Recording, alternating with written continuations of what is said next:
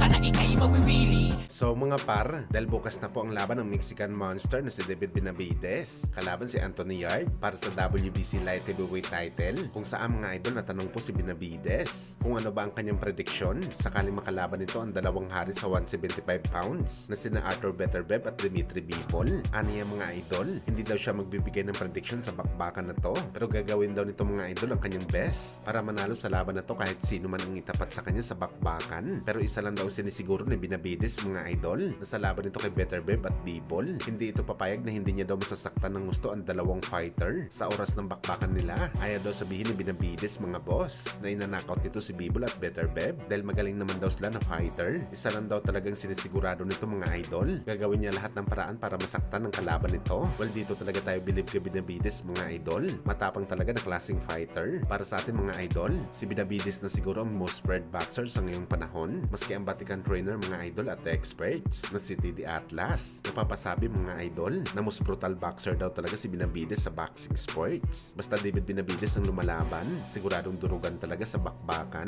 Kaya sa totoo lang mga idol, ngayon intindihan na natin si Canelo kung bakit marami itong excuses para labanan si Benavides. Noong mandatory challenger si Benavides kay Canelo ng 4 na taon, makikita natin mga idol na isang mismatch talaga ang bakbakan nila. Buti na lang mga boss, matalino ang kampo ni Canelo na umiwas sa laban kay Benavides. Isa tayo mga idol sa mga nagsasabi na isang suicide talagang laban ni Canelo kay Benavides. Hindi natin ma-imagine mga idol kung ano ang magiging mukha ni Canelo kapag nilabanan nito si Benavides na di masamak na mas malaki, mahaba at malakas sa bakbakan. Kaya bagay talaga kay Benavides mga boss, ang bansag sa kanya na isang tunay na Mexican Monster.